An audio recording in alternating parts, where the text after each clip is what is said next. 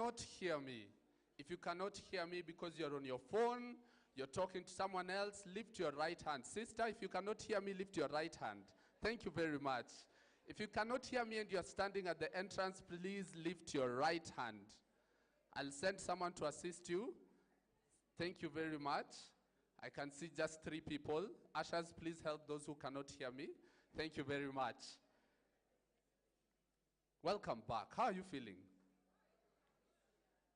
Really? I don't believe you. How are you feeling? Say it with passion.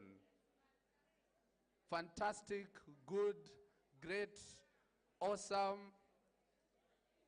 I see someone wrote a composition and they know their synonyms and antonyms. As always, before we proceed, I'll start with the housekeeping. The first rule is, during the sessions, keep your phones silent, on silent mode, or switch it off. But nowadays, when you tell people to switch off their phones, they rarely do.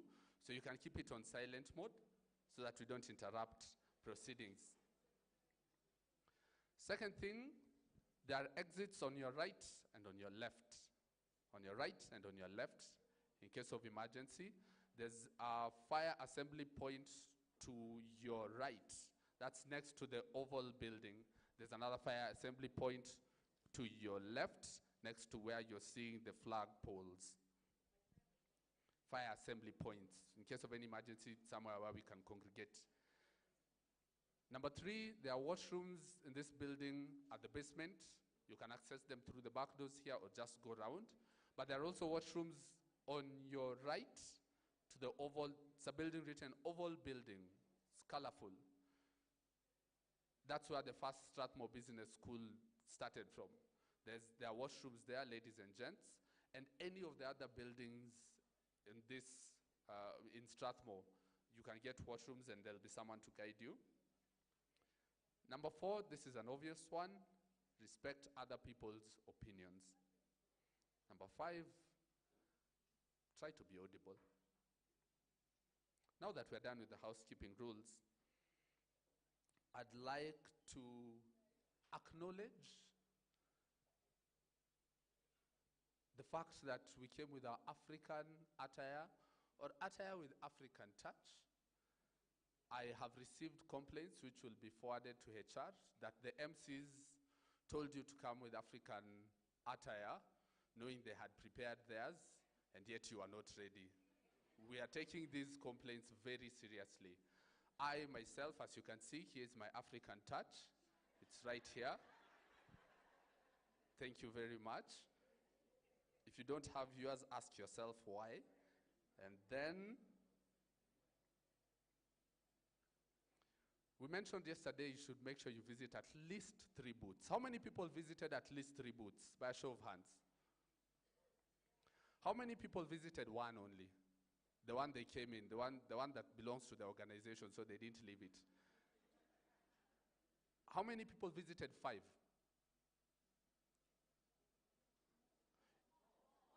More than 5. How many people did more than 5? This is much better. I thought it was going to be that situation where Moses is negotiating with God. If there's only 10 people, someone lost their ID and they've not come for it, and they lost it at lunchtime. I don't know how they are surviving in Kenya without their ID. You know, if Gen Zs were to go out here and you don't have your ID and your name is Esther, if you are Esther, just check if you have your ID and you carried it yesterday. If you don't have it, kindly see any of the MCs to assist with that. Someone lost their 2 bottles, a sanitizer and a lens cleaner. If you've seen it, kindly give it to any of the ushers or the MCs. Thank you for coming back with your name tags. How many people forgot their name tags at home? Is it a tag or not? Why are we quibbling over semantics? Is it a tag or not? There should be a name. Noted. The team, I hope you're taking notes. Thank you very much. I'd like to acknowledge our sponsors, the ones who've assisted us to put this all together. And as you can see them on the backdrop behind me. So first of all, we have GIZ, who have a project that they're currently working on called Water and Energy for Food. I'd like to acknowledge, should I also acknowledge Strathmore Business School, our host? Do you want to give them a round of applause? But then that means you have to give a round of applause to GIZ. Thank you very much. Our sponsor, HF Group, I was about to say Housing Finance, I'm a Kenyan. HF Group, round of applause. USID, who launched a program yesterday and are doing a number of projects and programs in Strathmore. A round of applause for them. The Conrad Hilton Foundation, who are sponsoring the Sisters Blended Value Project. A round of applause. Akweka, who are also part of the Sisters Blended Value Project. Thank you very much. And now for just one fun bit before we begin. Take out your phone. Look for 1, 2, 3 people around you. Switch on your camera. Switch on your camera. Make sure they're looking good. If there's something on their nose, tell them kuna kitu hapa. Unaweza toa. Now this is important. Listen, before you do anything, this is very, very important. Because we have people from all age groups and sectors. This is very important. Switch it to selfie mode, please. Thank you very much. Now, if you've not taken a selfie before and you're waiting for me to tell you to do so, then let me do it. Let me show you how to do it. Now you can press click.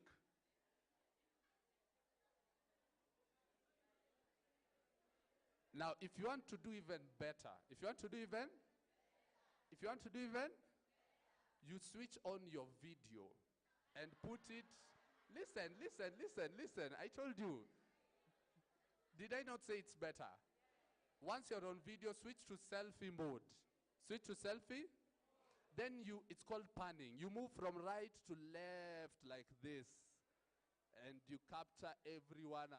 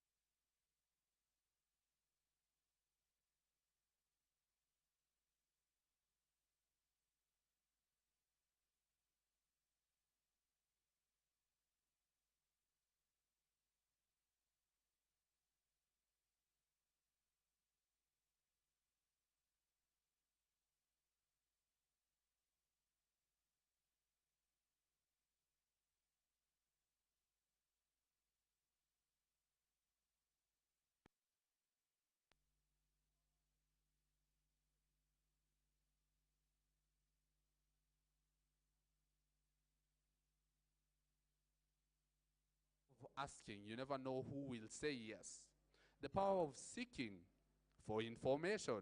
You are told social media is a good tool to get mentorship and to get information. And knocking, we're told to visit associations, business associations. There are opportunities out there for women-owned SMEs, women-owned enterprises. And all we have to do is ask, seek, knock. The power of being passionate about what you do, speaking up with confidence. Instead of saying, nafanya tu kabiashara, there's the option of saying, I am the landlord, I am the owner of the business. Thank you very much. We also, in summary, a lot of what came out yesterday had to do with networking, mentorship, and being real and being honest and being authentic. What are you looking forward to today? What are your expectations for the day? In your programs, there's a section written notes. It has lines. I know you've put contacts of business people there, but now you can also add at a corner your expectations for the day. Add there your questions for the different panelists who will be coming on today. And now I'd like to invite Professor Ruth Kiraka to give us an overview of day one and to invite the keynote speaker. A round of applause. No, that was not a round, it was a square. A round of applause. Thank you.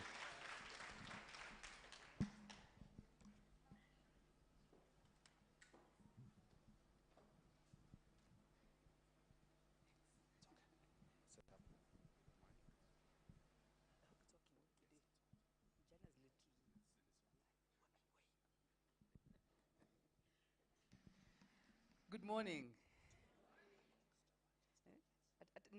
Nimepatiwa microphone plan B in case plan A doesn't work. Thank you so much all for being here for day two. It's a great honor and joy to see all of these smiling, beautiful faces. And it's true, it was me who sort of told the MCs that it was very unfair for them to tell us about African attire at the end of the day yesterday. Wangetuambia at least a week in advance tungejipanga. So anyway, we tried to get a touch of African something or other, those of us who were able to. But nonetheless, thank you for being here, and it's exciting to see all of you. So I just wanted to give us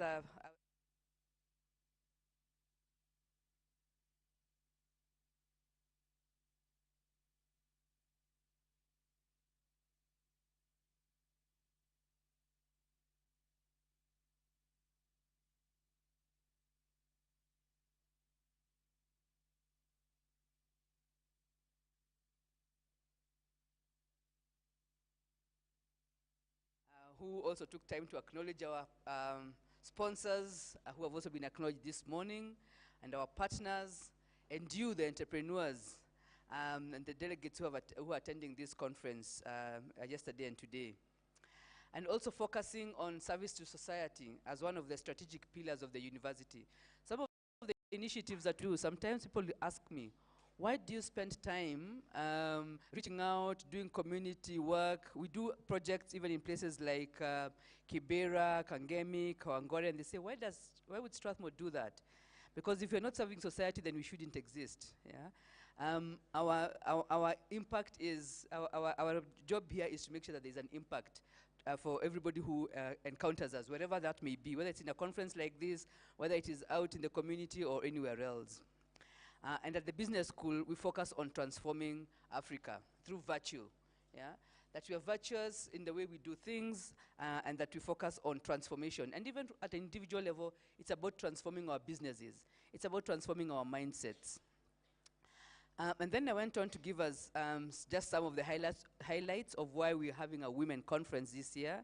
I talked about some of the challenges that women face, such as inequality in education, limited opportunities for access to finance, discrimination by exclusion, lack of opportunities to network, inability to manage scaling of businesses, stereotyping of businesses that women can run, and even attitudes from our families and society that undermine our desire to run businesses, and also self-confidence. And I think from the panelists yesterday, we got some examples, where I think it was Family Bank.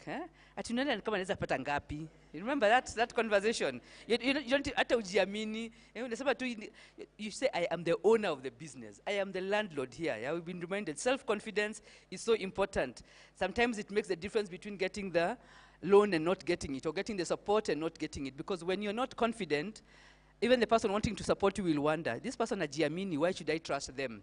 If you can't trust yourself, nobody else will. And then I talked about why we have this conference in terms of it being a safe space for conversations. I think some of the things that were being said by the panelists yesterday, they may not have said them if this wasn't a women conference. I think it opened up some opportunities for people to really, for us to be real, so to speak. Boosting a positive mindset, really important as well. Visibility and recognition, and through exhibitions, and we have many, many beautiful exhibitions and many opportunities to just see how things are, people running their businesses. We also talked about challenging stereotypes, and we have seen examples of women entrepreneurs who are pushing the boundaries and challenging the stereotypes, doing things that women are told they cannot do, okay? We also said it's an opportunity for networking, and for support, and I hope, I said yesterday, make sure you have 20 or 30 new contacts from this conference. I don't know how many of us, 20 new contacts so far? Only a few hands, okay. Some of us are just staying with our own friends. Tukienda kula lunch, tutakaa tu na marafiki zetu. Tukienda kwa exhibition, surely, if you're not going to network and get new contacts, I think you're doing a disservice to yourself, right? Connecting with peers with similar challenges. Learning and sharing knowledge. And I think, again, from the panels yesterday, there were a lot of opportunities to just get ideas about different spaces and different people who you should be contacting for information. I think one of the things we said yesterday is that people are perishing, entrepreneurs perish for lack of knowledge, for lack of information, that sometimes information is not readily available. And I hope that this conference is giving us an opportunity to find out where a lot of the information we're looking for is. We then had the first panel discussion that was focusing on driving innovation and growth in women-owned SMEs.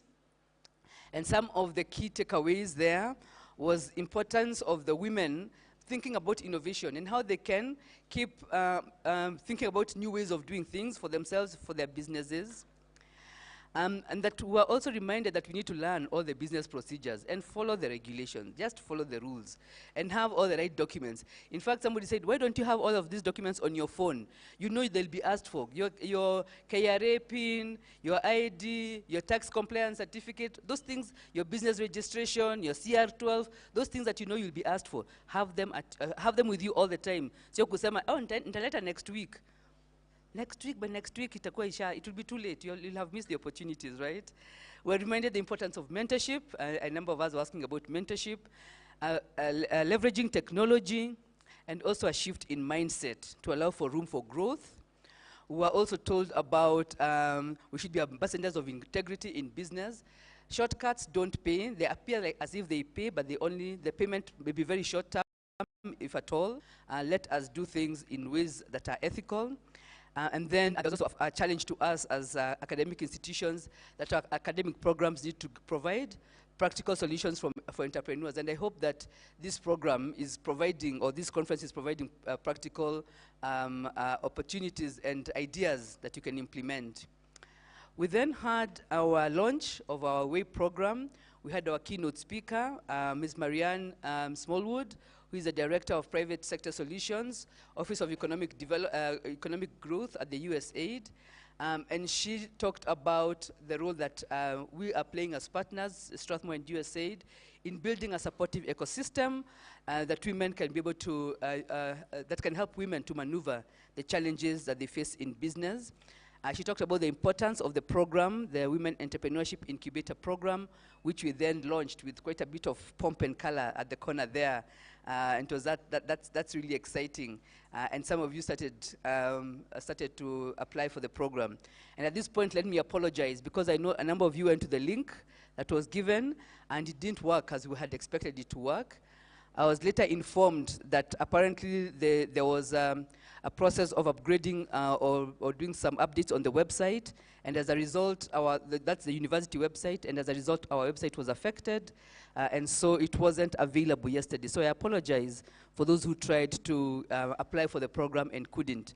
But not to worry, we'll make sure if there's still any challenge, all the people who have attended this conference, because we have your contact information, you have your email addresses, you have your phone numbers, we'll make sure you all get the link anyway. So even after you leave today, don't worry that you're not able to register today or this week or anytime until the 31st of October. The call will be open until the end of October. So anytime until the end of October, you will be able to apply. And if you have a challenge, you can reach out to myself or to Eunice and say, I'm having a challenge.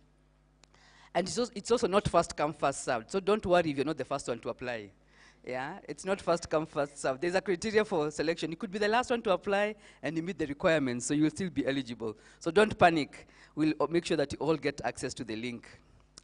And then we had the second panel discussion, which was about overcoming challenges. And a number of us asked, how do you overcome the multiple challenges that women face? One of them was mentioned by our MC earlier, that we need to unmask, remove for mentorship to work, mentorship as one of the things that can help you to overcome challenges, you need to remove the mask. You need to be real. You need to talk to your mentor about what is really you're struggling with. And sometimes the struggles could be personal, but they're affecting how you run the business. We're told to start from where you are and with what you have. Yeah, don't say, sina ile, what do you have? Yeah, what do you have in your hand that you can work with? We're told to follow your dream, no matter how far it takes you. You remember the lady who went to, is it Bahamas, to find the mentor that she needed? Yes? And she went to the cruise ship, and she spent a week with her mentor, somebody she had never met. Now that is a very inspiring story, yeah? Sarah Karingi's story about, and now we call her the queen of networking. She learned a lot about networking. And she had an acronym for us. I don't know that you remember it. The acronym was FOCUS, yeah? Follow one course until successful. If you forget everything else about this conference, at least remember that one. Focus. Follow one course until successful. She talked. We also heard about the resilience. Yeah, the women needing to be resilient, and we had the women telling us about how they started from zero. Sometimes you start with debts, and how you're able to overcome that. We are told to focus on the agenda and not the gender. Don't focus on, I'm a woman. Focus on what is the agenda. What do I want, right? And we're also reminded that we need to be vulnerable. We need to be ready to ask for help. Please ask for help. There are many people to help you. And that we should push our way and be at the table where policies are being made that affect us. Yeah? Some people make policies and say, these policies are for women, and they think they are done. And one of the things we are saying that women are not one homogeneous group. We need to be sitting at the table where the decisions are being made, where policies are being made, so that we can push for the conversations that we want to be, to appear there. And then we had the last panel session in the afternoon, which was talking about funding and investment opportunities. And this is where we are being told about some of the ways we approach financial institutions with a fear and saying, unaona kama naweza pata ngapi? Yeah? And you should be going like, I heard you have 10 billion for women. I want one. I want one of those billions for my business, right? You need to be confident.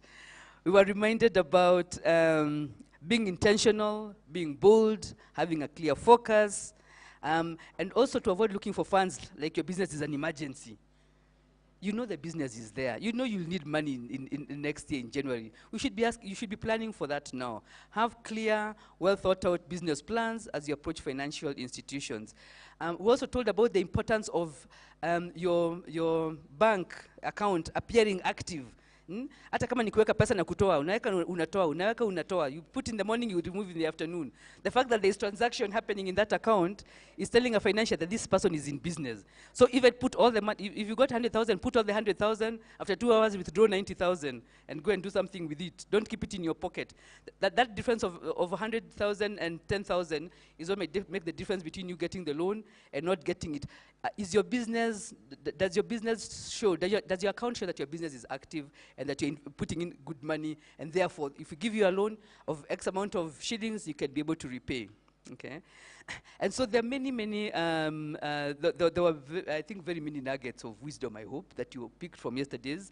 What I'm just sharing is really high-level highlights. We'll put together a conference report from this, which will again make available to all of us, and you can continue picking some of these ideas and implementing them. We look forward to continuing to engage with you, even after this conference. But that's just a summary of what we had yesterday, in addition to the highlights from our conference sponsors who have been mentioned before: GIZ, USAID, HF Group, and the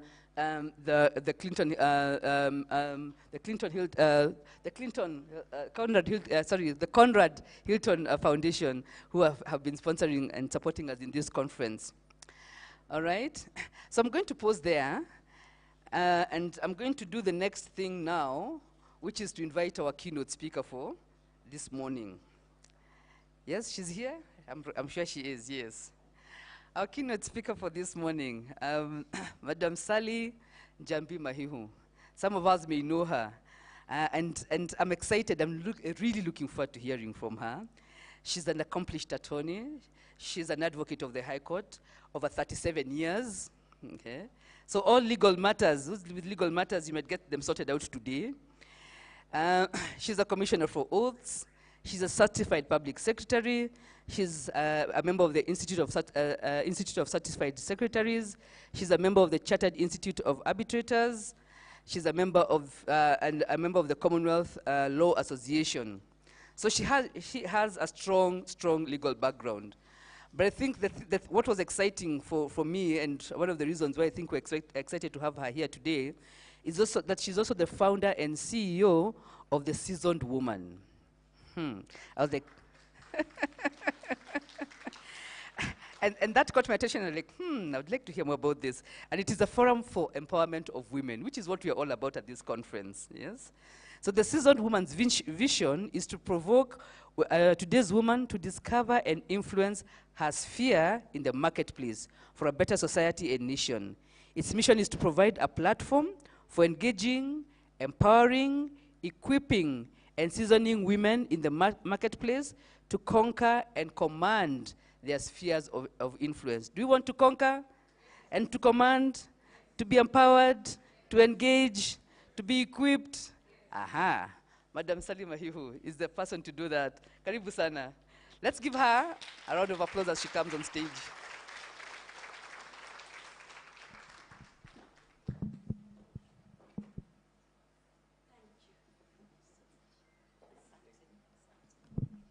Thank you, thank you, thank you. Greetings, everyone. Good morning. And I feel ashamed. You saw me trying to hide, walking in hiding, yeah? Because one of my building blocks was going to be punctuality. Being there and being there on time. Now I'm not going to talk about it, yeah? Yeah. Let's just leave it, yeah? So I'd like to sincerely apologize. Trust me, I'm usually like an hour before when I go to speak somewhere. I go an hour before, and I don't know what to do with me, because I go so early when they're still preparing. There's one time I came here for another function, I think last year, and I found they were still sweeping and arranging chairs. So I'm usually very punctual, pre-punctual. So I'd like to just beg for your forbearance, for your forgiveness, because I believe in punctuality. If we're going to be empowered, if we're going to make impact, if we're going to be really the entrepreneurs we need to be, punctuality is key. So please forgive me and forbear with me. I will not tell you the reason because I don't want to lie. I don't want to lie. So let me thank the leadership of this conference. Thank you so much for inviting me. I'm honored and I'm humbled. And I believe that every time there is an extended invitation, there is a plan of God. I believe it's not a coincidence. I am where I'm supposed to be today, and so are you. So I'm just going to go straight into the issues I want to discuss. And I love the topic you came up with. I love the theme, because in a way it is addressing, in a way tapping into the Sustainable Development Goal number 5 that sets the agenda for the achievement of gender parity and equality. And that's what we're trying to achieve in a very proper way, in a way that is not aggressive. I don't believe in us being aggressive about what we are looking for. We can be powerful without necessarily going out of order, isn't it? I don't have to drop this wig here to make a point. It's a wig. Yeah, it's a wig. Yeah. It is definitely a wig. So I believe as women we can be dignified, we can be honorable, and we can be orderly and still be very powerful. Are we together? We don't have to fight and pull the shirts of the men in parliament and do funny things, yeah? We can be powerful in a dignified way. So I know normally the building blocks we know or the challenges we know that hinder the women-owned SMEs or our progress or our success and our growth in entrepreneurship as women. They're obvious, and I'm just going to go through them very quickly because today I want to deviate. I want to touch on the hidden issues, the ones we don't normally talk about, the soft issues that may be hindering us and where we need to improve. So I'm going to address today the seven P's. I call them the 7 P's. And these are what I'll address today, the hidden soft building blocks that we're going to use in order to overcome the challenges that are standing in our way as women entrepreneurs and owners of SMEs. But let me just go through what I know you've done the whole week, most of the week, and just acknowledge that they are the common, well-known challenges, and which we can also work to create building blocks for them. Like innovation.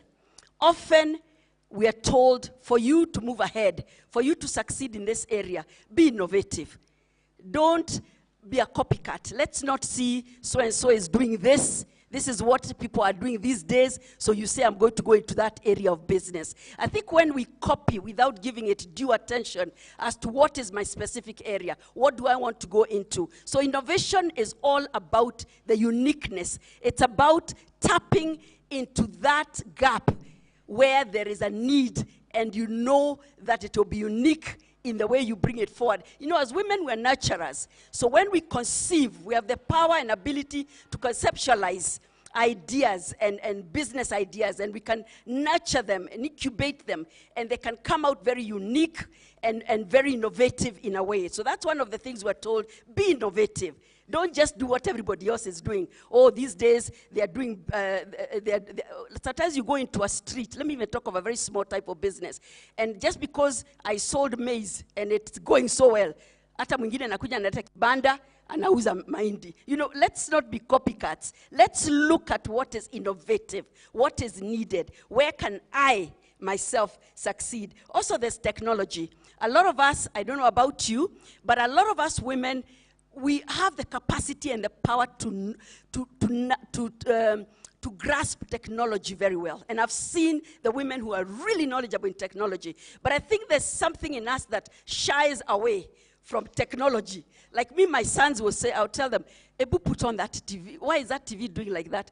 Then he will say, Mommy, watch what I'm going to do so you can do it when I'm not here. I said, I don't need to, I even close my eyes. My sons are adults. They're 30, 32 and 33. So they tell me, why don't you just look at what I'm doing, even if it's my phone, any gadget, any technology. Why don't you watch? Because you need to do it on your own when I'm not. And I'm, just do it. I'm not even closing my eyes. Fix it. When it gets spoiled again, I'll call you. You know that kind of mindset where it's too complicated, it's too difficult. Even in the office sometimes, but I have to stop myself. I tell my PA, Ebu, check what's wrong with this gadget. And then she's like, she can see I'm not looking because I'm saying, I'm too old to learn how to do it. Just fix it. See, you are a Gen Z, just fix it and we move on with life. I'm too old to start, but no, that's a wrong attitude. And I'm teaching myself to really, really grasp the technology. Agree to go into technology. Agree to understand it so that you can enrich your business. Because in this world and in this day, you cannot not do without it.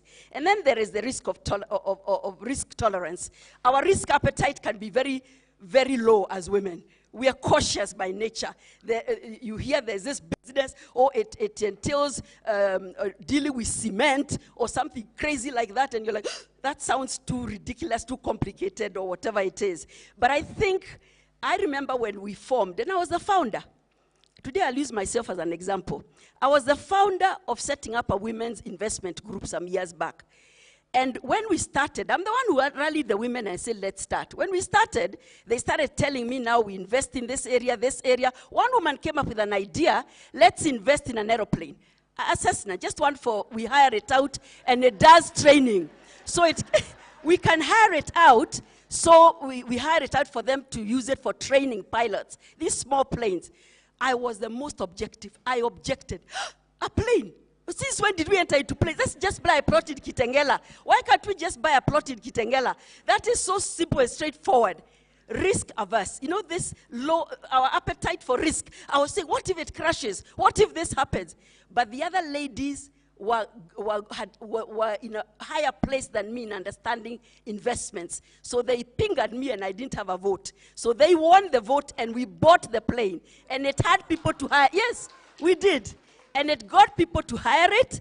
It got people to hire it, people to trade with it. And I saw that I needed to change and to become more grow my risk appetite. But that's one of the issues that troubles us as women. We look at it, it looks too complicated, it looks too risky. Let's stick to what is soft, what is easy. But I think my challenge is we need to step out of that comfort zone. I'm going through these very quickly because I want to go to my 7 Ps. Of course, partnerships, collaborations, relationships, and networks are crucial. Now, often, I think with us women, what we do is we emotionalize relationships, business relationships. At times, my husband would tell me, oh, we're going to work with that gentleman. He's going to do this for us. Then I'm like, ay, na vile amesimama anaonekana kama anatudharau. And he tells me, forget his posture, forget his color, forget his hair, forget his suit. This is a business transaction. Focus, focus. He's a valuable relationship. Let's not get carried away with emotions. And he doesn't even have children. What if he's not married? He doesn't understand how we emotionalize. We emotionalize relationships when we don't need to. Are we together? There's times it's a network, it's a business relationship. Just tap into what the value of that relationship and let it work for you in that business. You need to separate those issues. If it's somebody, like sometimes you can have a very, very, very, very experienced person working for you, but you're so concerned sometimes by the fact that maybe she chooses a particular color to wear. That's really none of your business. I used to be like that, then I said, she's so good at her work. She's not indecently dressed so as to chase away my customers. It's okay. It's never that serious. Just tap into her strengths and in her experience. So relationships are crucial, and one of my P's is about relationships. Of course, education and skills and development. That's a building block. We do need to harness our skills. Study what we need to study, increase your knowledge in an area, understand and learn, sharpening the saw. There's this man, Steve Covey, who talks about sharpening the saw, because you could be cutting a tree with a blunt axe, so you're getting nowhere. The axe is, you need to sharpen yourself continuously, be eager to learn. I say this with a lot of humility, I am impressed by people who know what I don't know. If you don't know what I don't know, then I'll be like a fan, mashabik. I'll look at you I'll listen, I will respect, I will honor, I will receive from you. No matter how young, even if you're 30, 40 years younger than me, that's not an issue. I admire, I understand what I need to tap from other people. So it's very important to submit ourselves to learning, to skills, to mentorship and coaching, and that kind of thing, so that we grow in the areas that we don't have the knowledge in. The lady here said about ignorance. Without knowledge, people perish. Ignorance is very expensive. We need to invest in education, in skills, and learn. Just like we're doing here, we're learning, we're growing. And of course, resilience, adaptability, knowing how to stay in it. Don't give up, remain. And it's been spoken about, that's why I'm not going to go into it. And adaptability. You know, before COVID, I was very averse to this issue of Zoom. Zoom had already come, I believe, but I had closed my mind to it completely. A friend of mine called Frida Winger was trying to train me in something in my program for the Seasoned Woman. She was trying to teach me something. And she kept telling me, no, Sally, there's something called Zoom. So I don't have to drive all the way from Kileleshwa to Lavington to your office for us to sit down face to face. We can actually do I was telling her, no, Frida, I want to see you face to face. I won't understand unless I can see your face. I want to see your expression. I want to see how you're speaking. I was so averse to anything to do with that kind of change, that kind of technology or that kind of situation. After COVID, you know, Frida laughs at me today. She begs me to meet face to face. I tell her, you taught me Zoom. We haven't seen each other for almost 2-3 years. I told her, you told me it is more economical for us to go on Zoom, so I don't know why you want us to meet. If it's coffee, we can each make a cup of coffee in our house. I drink, you drink, and we discuss. I adapted. Adaptability. COVID made us adapt, isn't it? It made us know new ways of doing things, new ways of understanding things, new mindset. So it's very important as entrepreneurs we learn to adapt to situations, to changes, and things like that. The other thing, which is normally a challenge, but it's a building block also, is reshaping the narrative through media. I think media is a powerful tool that can give us success stories of women who have gone ahead of us, who have succeeded in entrepreneurship. They're holding positions where they're running enterprises, whether public or private, and they inspire the rest of us. So I think there's room for visibility for such stories. Let those stories come out more, let them be told more, and the media is a very good tool for that. Policy shifts. Whenever you hear there are laws going on in Parliament or wherever, changes in policy, laws, don't just ignore them and say, my MP will tell me what it says. Or let's see what they come up with, then we go to the streets and fight. No. There's a system where these laws come through Parliament. There's a process. So we have time to share. We have time to say there's a business bill coming. There are business laws being changed. The Investment Promotion Act is currently being amended. We've been doing stakeholder meetings all over the counties. You should be interested. You should be interested in knowing what is being changed. How will it affect me as an entrepreneur? How will it hinder me? So you give your input at the right time, not when it has already become law. It's very important for us to become alert about the policies that affect us and to promote and to stand with and to vote for those that work for us, policy shifts and things like that. It's very, very important.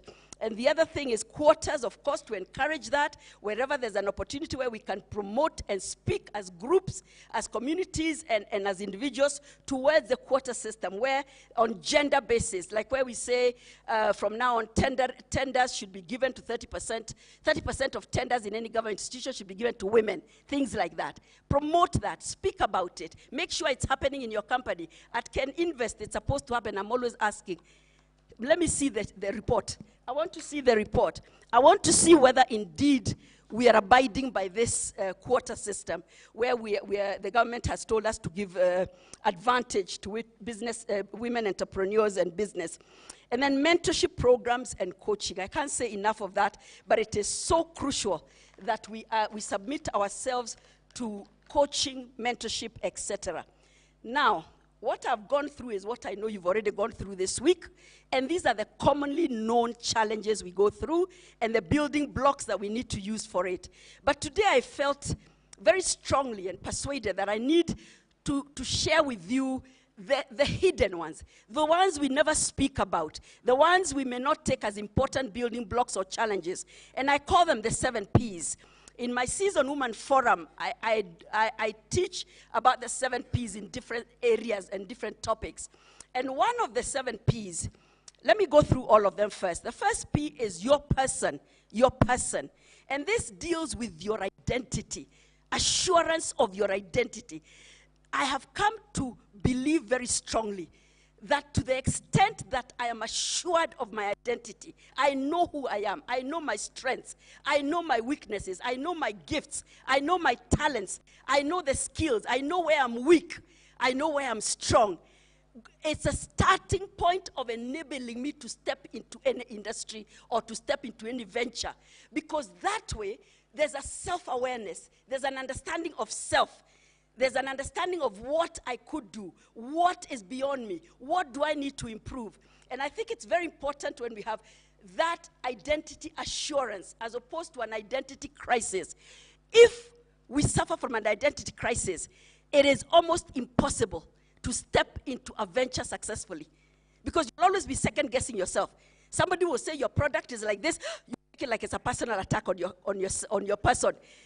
I said your potatoes are rotten. I didn't say you're rotten. So what happens is, when we are not assured of who we are, we suffer identity crisis. We become very timid in stepping out, lack of confidence, low self-esteem. We struggle in really asserting ourselves in the area we have chosen to venture into and standing firm, protecting your product, protecting your services, defending yourself and your methods. It's very important we be very self-assured in terms of our person, your person. What are my proclivities? What do I have a tendency? Like this morning, I know one of my areas of weakness is that when I pick an issue, even if it's a phone call, I must thrash out the issue up to the end. If it's, I don't know how to do a quick, shortcut explanation, a quick short work analysis or solution. If we start the conversation, I need to finish it completely. That's a mistake I made this morning. I pick up the phone, and I knew I shouldn't have picked it up. I pick it, and the conversation is on an issue. And because I know I should have remembered I have a weakness in that I can't do it in 1 second. It's an issue I need to thrash out and bring it to, and once I start, where's you can stop, Isha? Yani, the other person who was coming here, so she kept saying, Ma'am, it's okay, we'll talk later. And I was like, have you understood? Have you understood what I'm saying? Learn your weaknesses. Learn the areas that trip you, the areas that trap you and snare you, and manage those areas. Say to yourself, no, I need to be a Strathmore at this time. I will not pick up this call because I know it's this conversation. It cannot finish in 2 minutes. Are we together? Learning your strengths. What area are you strong in? If you know you're not a strong, let's say, public speaker or something like that, it's not an area you've ever been, then there's some certain businesses you might say to yourself, this is not my area of business. Let me go in the area where I have a strength. Learning your strengths, learning your weaknesses, maximizing your strengths, and managing your weaknesses to the point where you feed your strengths, grow your strengths, until growth of your strengths literally starves your weaknesses. Because if I'm feeding this side, then my weaknesses are getting starved in the process at that time. So it's important we come to a self-knowledge. What are our deficiencies? What are our proclivities? Do I have a tendency? What is it I have a tendency towards? Is it a tendency of aborting relationships, good relationships? What is it? How can I work at it? Because once you know your person, you know your identity, you're assured of it, you're able to work on self. Because to me, the self-assurance of identity is key to anything we do, in whichever sector you go to. The other thing, and also that self-assurance in identity and knowledge of your strengths and weaknesses will enable you to know your uniqueness. It will enable you to know your uniqueness. Let's say, for example, I say today I use myself a lot.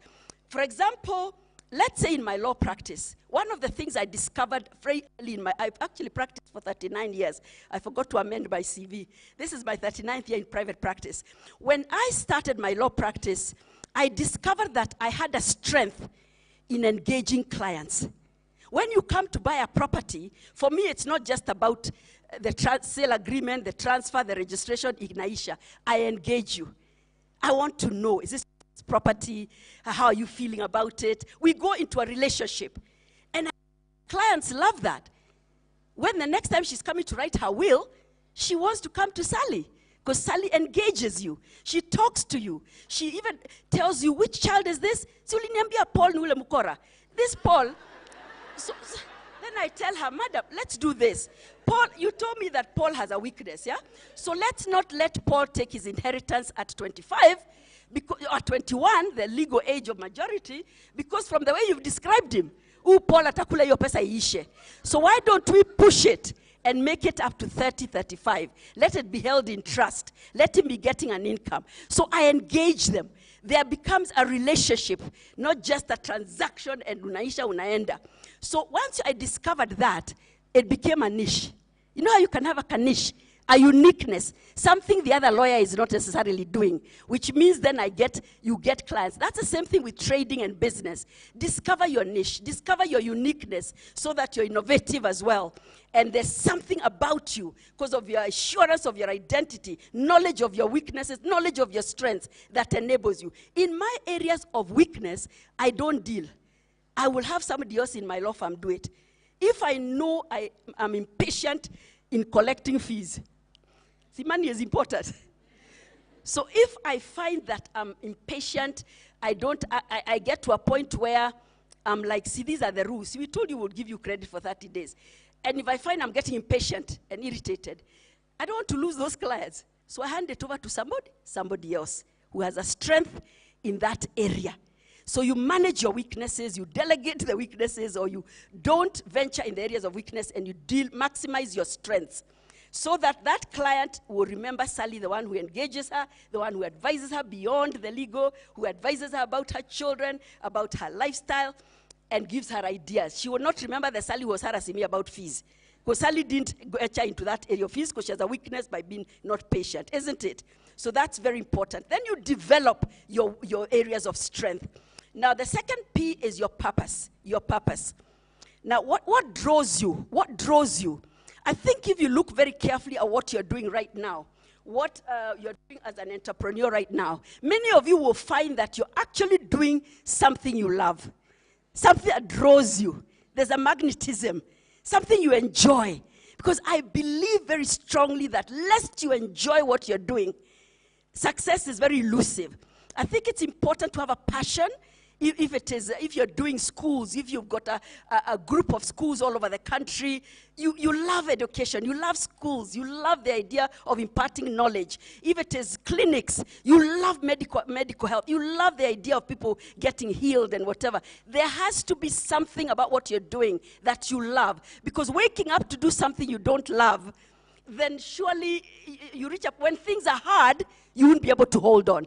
So it's very important to discover what draws me, what excites me, what makes me passionate, what do I enjoy, and venture into that. Is it catering? Is it the food business? Is it hospitality? Do I love like setting up, what do they call them, these B&Bs? Do I enjoy setting up places where I can host people and charge them, prayer centers, or is it just a little hotel? Check what draws you, what pulls you. Because if you throw yourself into an area that you absolutely have no liking or business for, or even passion for, it will weigh on you. The gracing is not there. Grace flows when you're in your area of purpose, when you're in your area of purpose. And then what you do is develop knowledge, acquire knowledge in that area. I may love catering. I may really enjoy when I see people doing catering events. They cater at a wedding, they cater. And I could maybe grow very big one day in that enterprise and become one of the mega event organizers or caterers. But I may not have all the knowledge. You can have the passion, you can have the liking for that area, and you can have a knack for it. A knack for it means sort of like a talent for it or like a gift for it. But there's also education, isn't it? You have to learn how the books work, how do I budget, how do I work out, how do I get customers, marketing, communication. You mustn't just say, I like it, I'll do it. You must say, I like it, but I have to develop the skills and the education that comes and the knowledge that comes with it, which is very important. Purpose is basically running the right race. Run the right race. Don't run the wrong race. Know which race you're equipped for. You're graced for, you're anointed for, you're gifted for, talented for. Run that race, whether it is the race of hospitality, whether it is the race of trading in gold, trading in whatever. Run your race. And then after understanding the area of your purpose, that which comes with a natural gracing and it draws you. The other thing is to understand the place. The third P is your place. Which sector? Which sector? Which mountain? Which mountain are you going to establish yourself, operate from, command, and influence? Is it media? Is it media? Is it politics? You know, there's also business in politics, because you can have a business that provides services to politicians, or products to politicians, or to political offices, or to governments, and whatever. So find your mountain. Is it education? Is it media? Is it arts and entertainment? Is it what else can it? Is it in the sciences? Find out, where am I then going to operate from? Once I know what my area is, let's say I want to do catering. Where am I going to cater to schools? Am I going to cater to government institutions? Am I going to cater for weddings? Find your sector, because you cannot be everywhere. You need to develop a niche and a knack where you can be the best in that area, the best in that sector, the best in that industry. So it's very important to find your place, your mountain. Understand the dynamics of your place, of that mountain. Understand how it operates. Understand the etiquettes, the protocols, the traditions, the cultures of that sector. Let's say it's a legal profession. The legal profession, what you find is, there was a time when there's a tradition where a senior lawyer, if I'm somewhere in an entertaining place with a junior lawyer, there's a tradition that says that junior lawyer must pay the bill. It's just a tradition in the legal profession. Yeah, the younger lawyers pay for the senior lawyers. Yes, it is true. That's what happens. And what happens is, it's known and it's automatic. So you go into a restaurant or you go somewhere, and the junior sees you go into your wallet, they have to stand up and say, "Senior, I've got this." Oh yes, that's how it works. And then the other thing is, another tradition in the legal profession is when we are in court and there are several cases coming up and you're all seated there waiting for your cases, the judges know that the senior lawyers will have the first to address, yeah? There's a natural, it's like a tradition or a culture. It's not a law. And it's respected, and we respect it. There's a time we could only wear black and gray and navy blue to court. These days I see them in orange, pink, the Gen Zs. I get a shock when I go to court and I find people wearing bright orange and pink. There was a time we couldn't. When I first started practicing law, I went before Justice Mary Angawa, and it was a Friday, and all I was going for is to collect a judgment.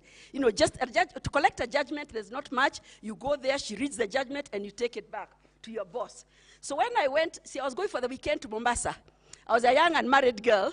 That weekend, we were going with a group to Mombasa Raha, you know, proper. So I was in braids. So I had braided my hair, you know. I wore, and it had toe beads, you know. And I was just going to collect the judgment. After that, I go to the office. At 2 o'clock, we were going to Mombasa with the bus, you know. So I go before Justice Angawa, and she looks at me. Is that the kind of hair you're supposed to come to my court with? I panicked. She said, go and do that hair. Come back and get your judgment. And don't come back on Monday. She was very sharp. She somehow knew I might delay till Monday or the next week.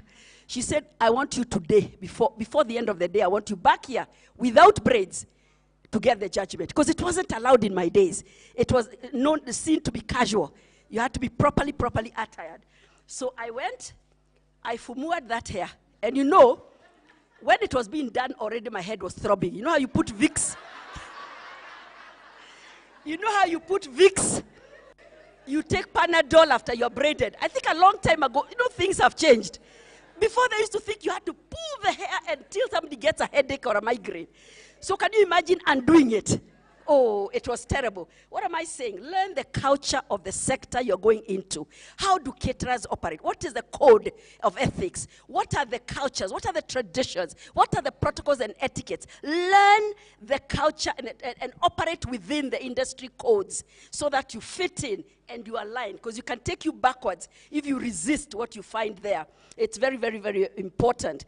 Now, so that's your place, your sector, your industry, your mountain. Running in the right lane. There is running the right race.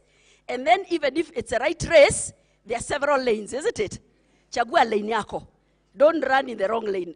That is your place of assignment, your place of operation, your mountain of influence, where, because you're there doing the right thing, you've already discovered your purpose and your area of business, the area that draws you, you will then be flowing. You've got the identity issues in place. You know your person. You're confident.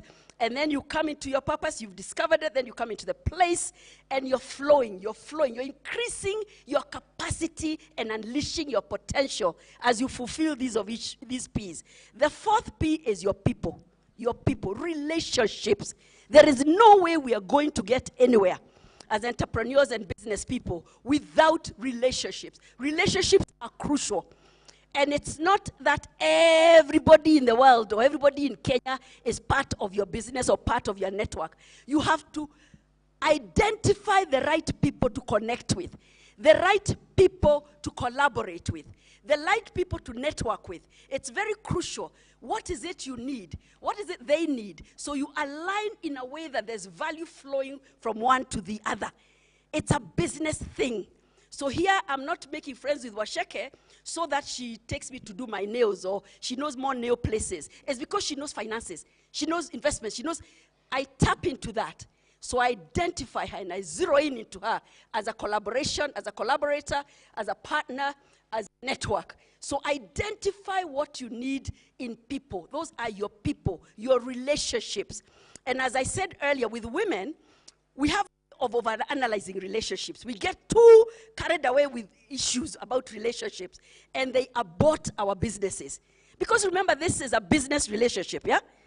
This is a business relationship, so you need to remember the boundaries at some point. You're not going to be inhuman or cold, but there is a purpose for which there's that relationship, yeah? If I want to go and do my nails, I'll find my other girls. We don't do finances with those girls. We do nails. We do hair. We do chips, isn't it? So learn to zero in on the right relationships, the right networks, and learn to nurture those relationships. Sometimes we lose value. We expect them you protect the relationship, guard it, see its value. If it's punctuality is very important. For example, my relationship with Strathmore and the leadership of this conference is key to me. It's very important that I'm humbled they invited me. So I can spoil it by coming late. Now, if they invite me again and I come late, I can allow them to give up on me. Today, they'll forgive me. Are you seeing what I'm saying? You have to respect the relationship. Feed it. Nurture it. Be respectful. Be on time. Give back. You know, sort of like it's a two-way traffic, two-way street.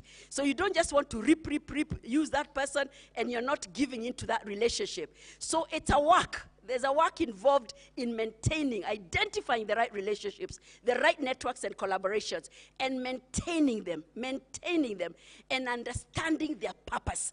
What is the purpose of this relationship? So that, you know, sometimes there's a time I was teaching a seasoned woman in my mentorship class and telling them, don't come and get angry with me as I come to see you in hospital. You're assuming we have that kind of relationship of hospital visiting.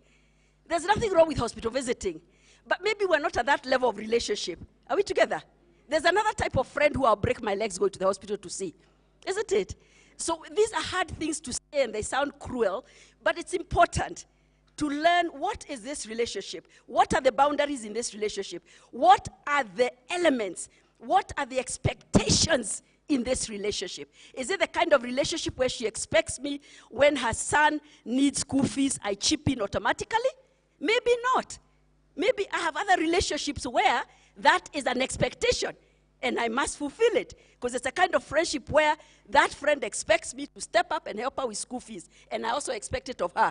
Yet the other relationships, I will not even ask them to help me in my son's school fees because it's not that kind of relationship. We're not there. Learning to understand the different types of relationships. Which ones do you want for your business and enterprise? What is their purpose? What are the boundaries? Are we together? Very, very important. Your right people, the right people, and nurturing those relationships, understanding them. There's power in relationships, in business, very much power. And you need to learn how to work on that. Joint ventures, how to relate. Because sometimes, especially I find this in the church, they want to say, no, Minister Sally, we don't need any contract. Tunajuana, ameokoka nimeokoka. I'm like, stop it. Stop it. Drop that nonsense. Mumeokoka, yes. But this is a contract. Let's write it, she signs, you sign. Mmoja wenu akibreach, we come back to the terms of the contract. Don't change the rules of the game because you want to bring it to business dynamics like salvation, that we're both born again.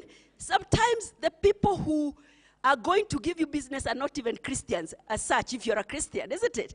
So we need to be wise about it. Sometimes somebody can be very born again, very godly, but they're not your portion in business. You can go to the prayer meeting and Bible study. But just because you do Bible study to get your prayer partners that tuingie business mamoja, that business can collapse so badly. Mutakosana your salvation, itaanza kuangalia south. Isn't it? So it is so important to separate boundaries. Understand the strengths you're bringing in, the people with the strengths you need in your business, and the strengths you're putting into their business. So that is very, very important. The other P number 5, is your process. Your process. Talking of 7 P's that are building blocks. These hidden building blocks we never talk about. Your process. Making an enterprise grow and become mega and influential and impactful. And for you to be a name that we talk of. When we talk of a particular area of business, tunataja jina lako. Yani when you talk of financial acumen or financial advice, you talk of Washeke. You know, there are people who are known for that. You're talking in a place and you're discussing, and immediately that name comes up. Because she's known for that. It's her area of expertise. So what I'm saying is that there's a process which Washeke took to get there. I'm using Washeke because I can see her and I know her. There is a process to get to where we're going, isn't it? It's not a sprint, it's a marathon. It's not an overnight micro oven. It is a long cooking. It will take time because what goes through the process is what gets grounded. It has roots, deep roots. Your business and enterprise will have deep roots if you allow a process. Allow it to go through the process of growth, of going through the seasons, the storms.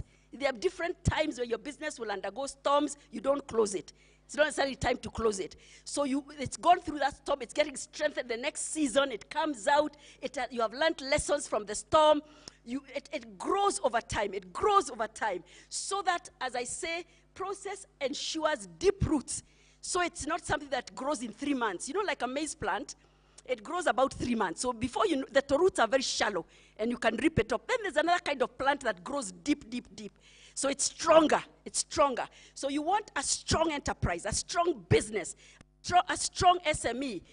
And for it to be that strong over time and to have the impact you wanted to have and to bring you the income that you wanted to bring, you must allow yourself to go the process. The business will go through a process, evolving, growing from this to this, overcoming storms, going to this. It's a process. You will also go through a process. You as the owner of the business will also go through a process of character building, character development.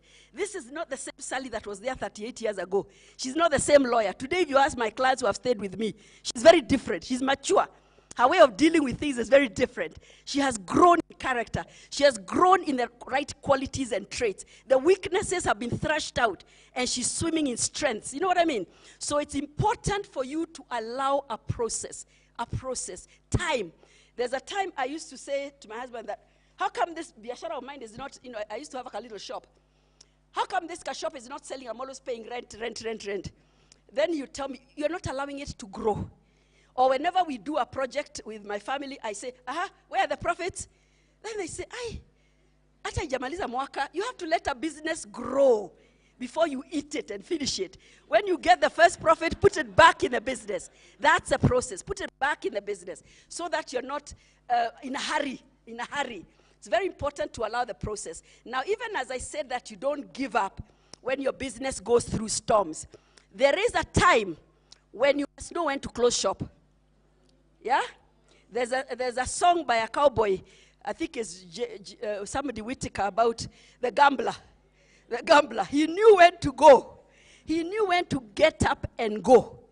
There are some businesses, utayangalia, you will do a SWOT, and you know, jabeni, let me funga this one. Are we together?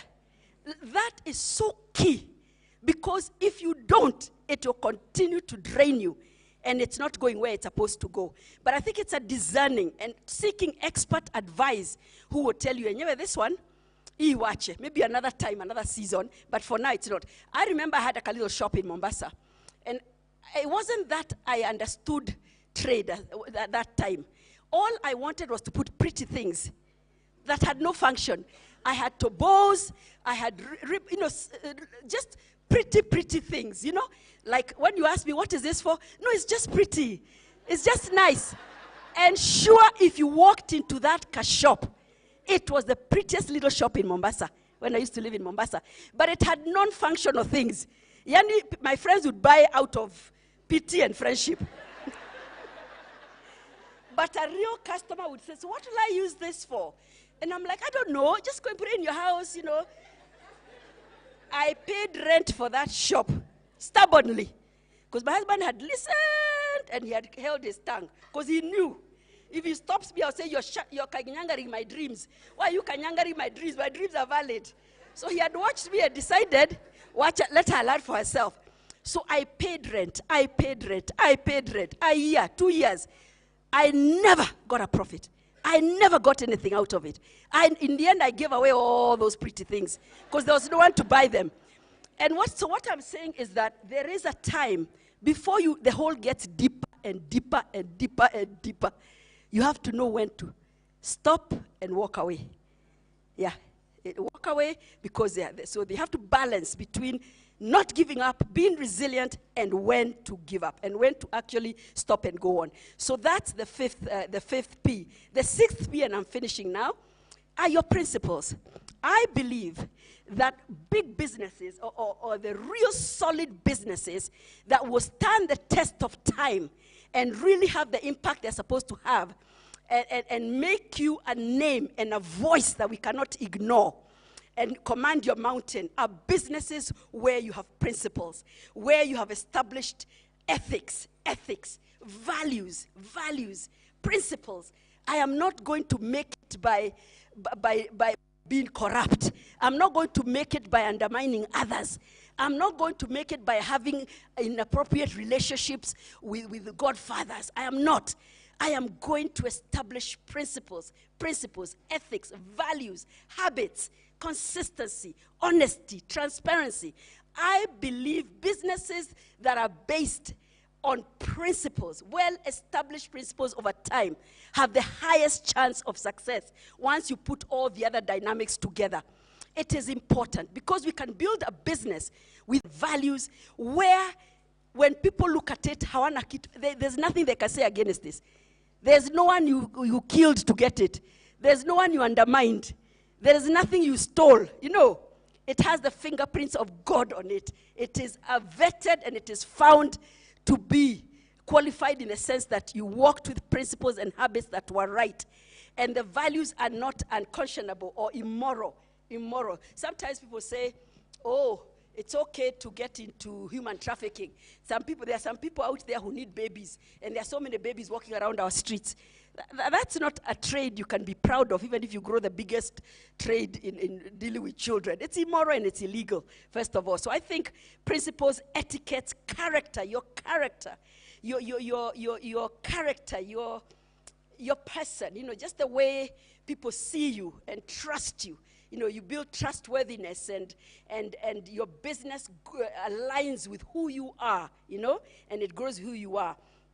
So those principles and etiquettes and habits are very important. They take time to build because it takes time to sit under mentorship, coaching, understand, learn, see the mistakes you made because of wrong principles, see the mistakes you made because of wrong ethics, wrong values, and change. Instill, establish the right ones, and get back on the right path. And I'm finishing now. Because that principles build you the right brand. They enable you to then have the right brand for your company because it can be known for a positive brand and a positive impact. The last one, number 7, is your prize, as in your reward, your harvest.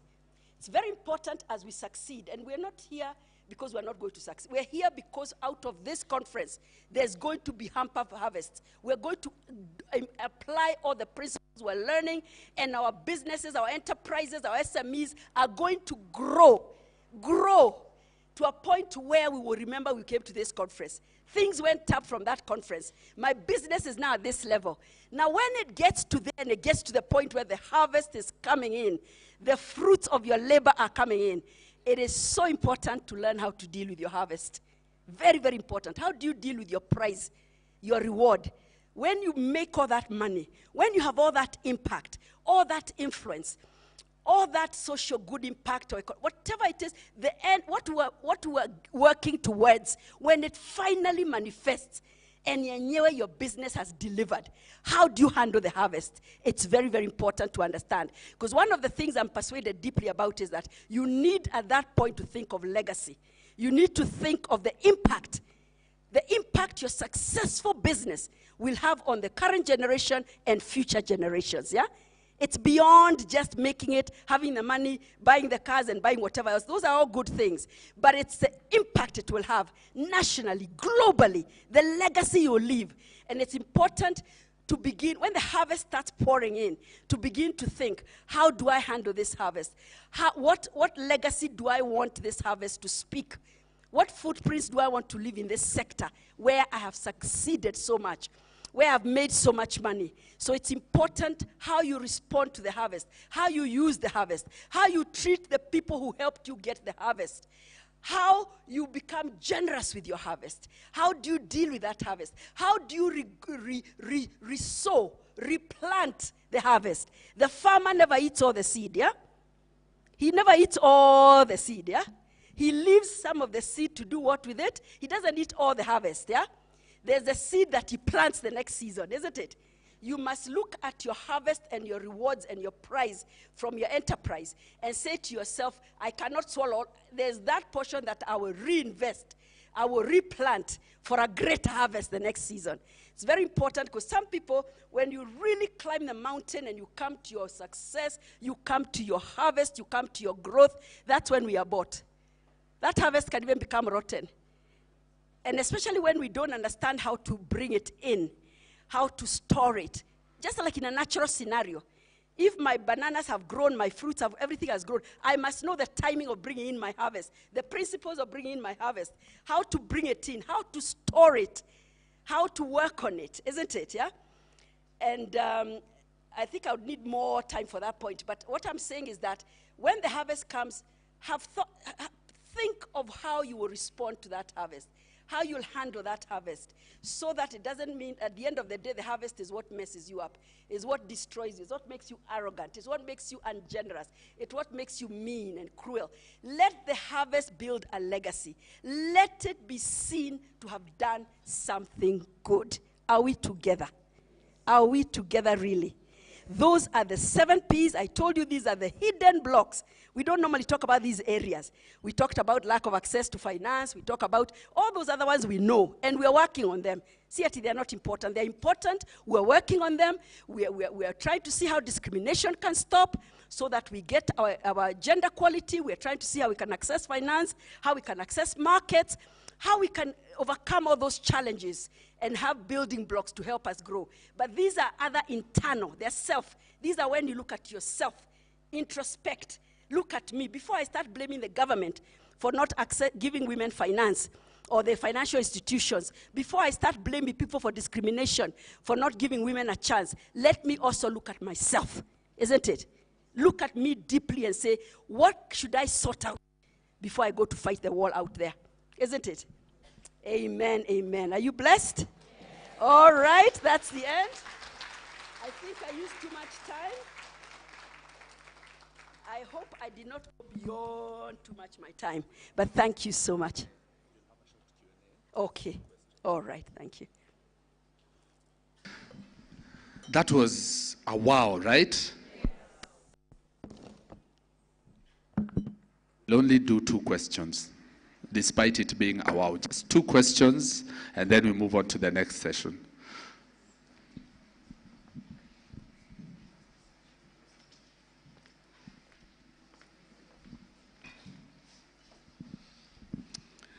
Thank you for that presentation, and thank you for making me the first to start.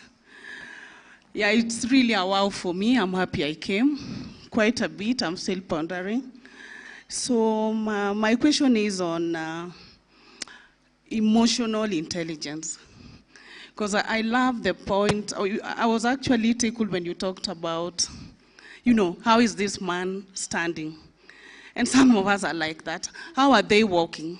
These are a lazy brat and will not deliver. And sometimes that becomes then a challenge because you keep on now changing the workers, and then you end up getting a burnout because you feel you are the perfect person to do whatever you want to do. You know what you want done, yet sometimes you are not the professional. So that's number one. Then there were quite a bit. I don't want to ask all of them now. Another one is now handling the harvest, which I believe is handling the success. And sometimes you've succeeded, and success now gets into the head. And now you want to work on everyone. You cannot be told, you know it all. Yeah, and at the end of the day, you know what happens when you don't walk in humility. So I would maybe just ask you to shed more light in those areas. And maybe in future, then we could have a forum whereby, you know, we have maybe the doctors or the professionals to help us handle emotions, because that's another area where you are doing your business and one morning you are okay, another day you are not okay. And maybe it's just an issue that you need a professional to help you navigate. Thank you. Thank you very much for asking only 2 questions and leaving the others for later. Who else has a question? We'll take only one more. Okay, this one is closer to me. I'm so sorry. Good morning, ladies. Could you stand as you're asking the question so that we're able to see you? Thank you. My name is Carol Jeru. I'm a tax and accounting consultant. And I would like first to appreciate our speaker and ask a question regarding employees, especially when you're dealing with agencies. I would ask from you to, if you have a nugget that personally I can take back to my office, to just how to navigate this space, because it's starting to be a bit difficult. Yeah. And yet there are the people we are having in our offices. I just met one lady earlier. She's somewhere here at the breakfast, and I'm glad I did go and meet her. And I can clearly tell she's a Gen Z, and she's awesome, and I'm looking forward to meeting her after this. They have the greatest ideas that some of us need to take us forward. Yet you need the wisdom, and I would use the word grace to know how to go forward in them. So kindly help us. Thank you very much. And just because you raised your hand very quickly, I don't want to leave you out. Amy, right? Amy became my friend yesterday. I am not a Gen Z. Thank you also for connecting with you yesterday.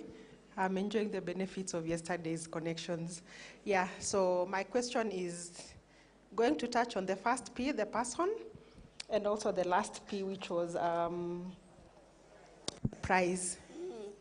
You introduced yourself as a person from the legal front, and I think you mentioned a bit of you doing mediation. So why the first P? Because this is personal.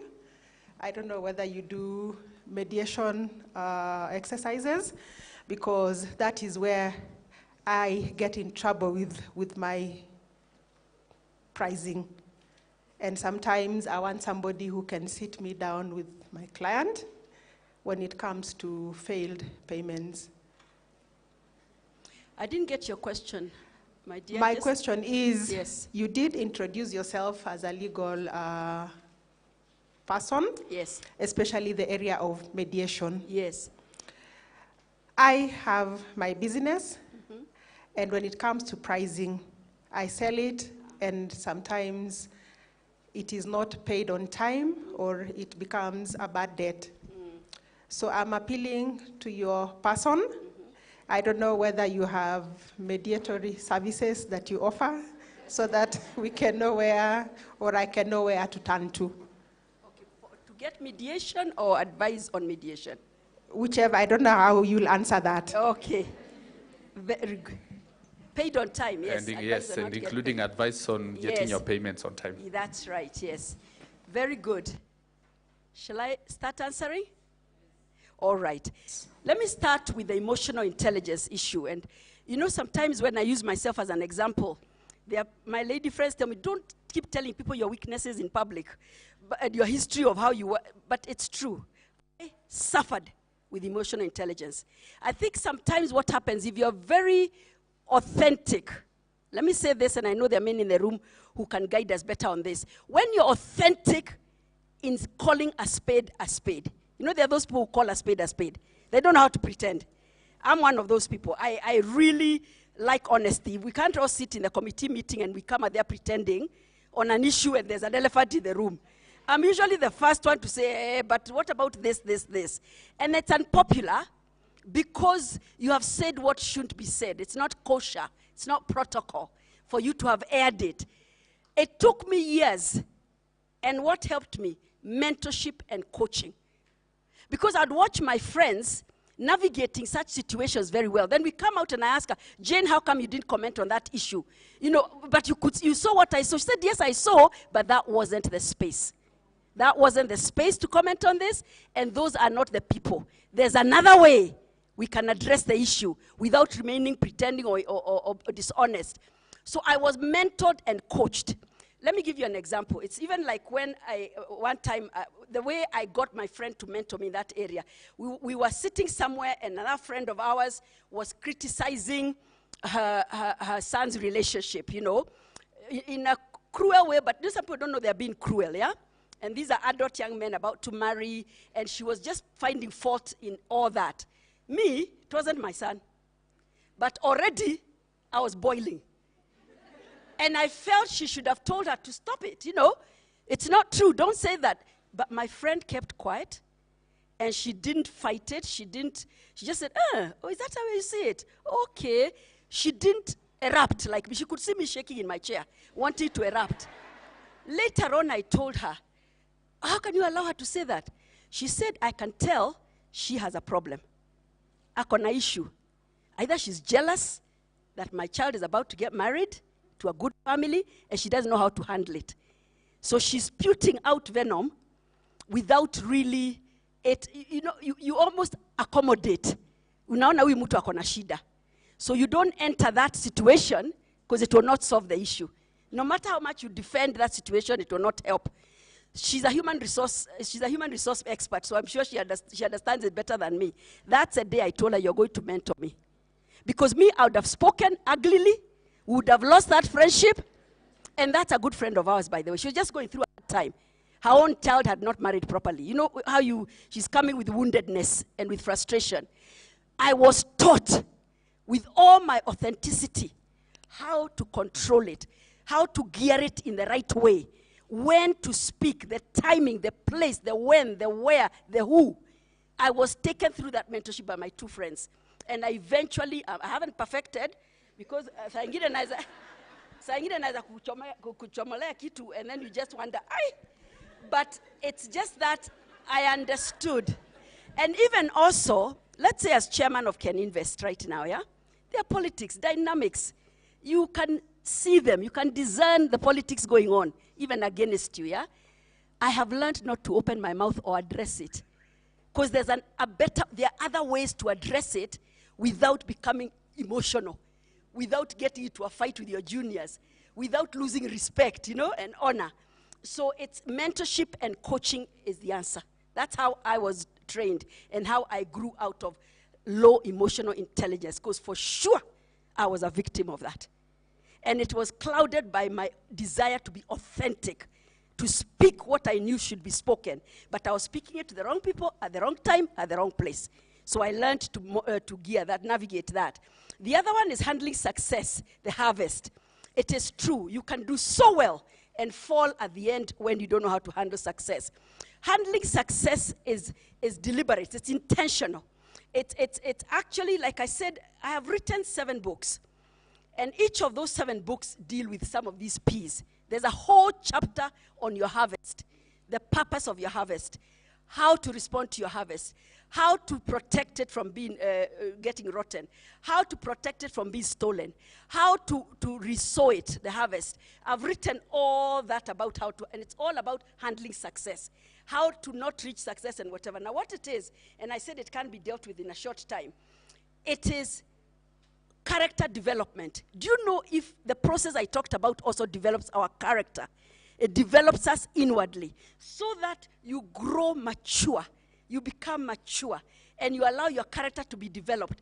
At some point, by the time the harvest comes, it is very difficult for you to be proud when your character has been worked on and shaped and molded to the point where you know how to walk in humility, even with the greatest success. You know how to honor other people, how to respect other people's views. So I believe that your ability to handle success will have come from your ability to embrace the process of your making and your shaping and your molding. I have a whole book on your shaping and your molding. And it teaches you to go through the storms of life and how you still come out strong. You still come out shaped. So when the harvest comes, you will handle it with such maturity, with such knowledge and understanding, with such order that you will not lose your harvest or abort it. So I think it's got to do with character development and being able to submit yourself to the process and come to the place where this harvest was not mine. I didn't get it on my own. You know, sometimes we can think I did it on my own. I don't owe anybody anything. But revelation of coming to a place where you know, if it were not for this group of people, if it were not for this, if it were not for this, and being able to appreciate those people, those situations, and acknowledging them, then it shows a maturity that has come into place. So I think it's got to do with character growth and maturity. Now, the one about Gen Zs, you know, even millennials, the ones who are slightly older than Gen Zs, my sons, by the time I reached a point of dealing without getting frustrated, because they have a different way of handling things, I would sit with my son to help him with, maybe he's trying to get a job or do something, and I would tell him, okay, let's sit here after dinner, then I help you and guide you how you're going to apply for this, how you're going to get this business, whatever. So he comes there without a biro and a paper. See, we're old school. As we know, you come with a notebook and you come with a biro. So he comes there, and he sits there with his phone. Then I tell him, what are you going to write? He shows me the phone. So it took me so long to accept that. Because I'm like, how can you write on your phone? Will you understand? Will you remember? Write on a paper where you can put it, where you can read. There are different ways of dealing. I watched it. It frustrated me. I would insist. Then eventually I said, okay, let me test it. Over time, I would then check to see, did he record? Did he implement what we said? And he did. Are you getting me? It's just a different methodology of doing things. I believe you have to write notes. I believe you have to write a letter to that company. He tells me, Mom, do you know I can call them? I say, no. Me, I think you write letters first. What? He says I can go online. I can actually go on the website. I can check and even make a comment on the website. I'm like, no. Andika Barua said, dear Mr. Joroge.